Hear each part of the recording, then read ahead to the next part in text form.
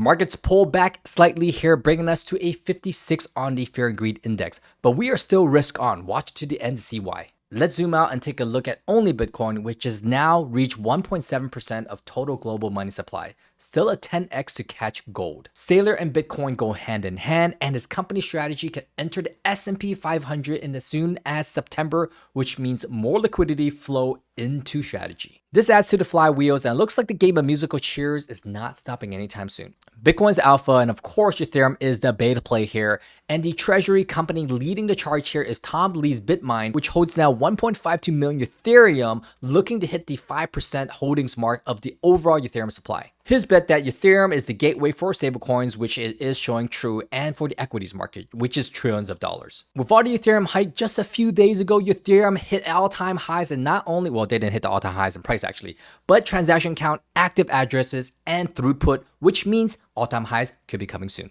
The third horse in this race is none other than Solana, which just reached 100,000 TPS milestone.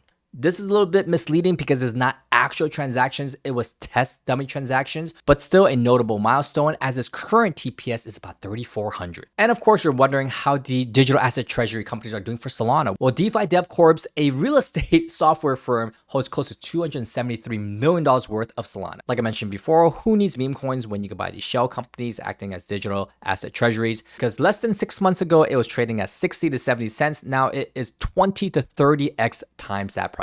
Digital asset companies have to be bullish, but now countries are full steam ahead launching their own stables, Japan leading the way, and now South Korea is following. BlackRock pulled their Solana and XRP ETF, but guess what? Grayscale's going full force ahead with their first meme coin Doge ETF. Grok says there's a 75% chance of this going through the SEC and being approved before end of 2025. My bet's on Grok. Let's go. And the best indicator of risk being on is none other than Pump Fund, which has just flipped Hype in revenue.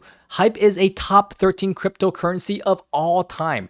Pump is 1/12 its size, but generates more fees. That means the trenches are burning. Not burning in a bad way, meaning hot. I meant to say hot.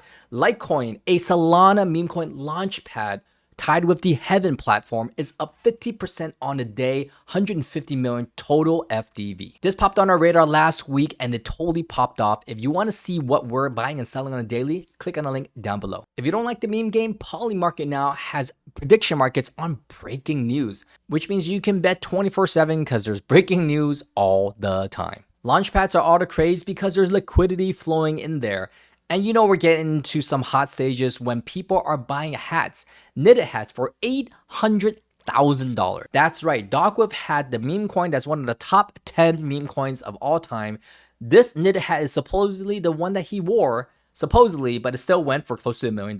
When physical items in the Web3 world like a knitted cap is popping off, and also when NFTs like Moonbird rise to Ethereum, a 200% gain in a few weeks, you know the trenches are still moving. We're in price discovery mode as we've hit all-time highs recently in Bitcoin again for the second or third time this year. People taking profits, there's leverage wipeouts. That's why we're in price discovery mode right now until the next leg up. I'm not shaking out these markets and neither should you. So if you want to join a community of like-minded traders, see what we're buying and selling on a daily, not only meme coins, NFTs, IPOs, crypto IPOs are crushing, then make sure you join the link down below. Regardless, subscribe and follow along because we have 3 market updates for you weekly rundowns, and amazing podcast guests for you guys. We'll see you guys on the next one. Peace.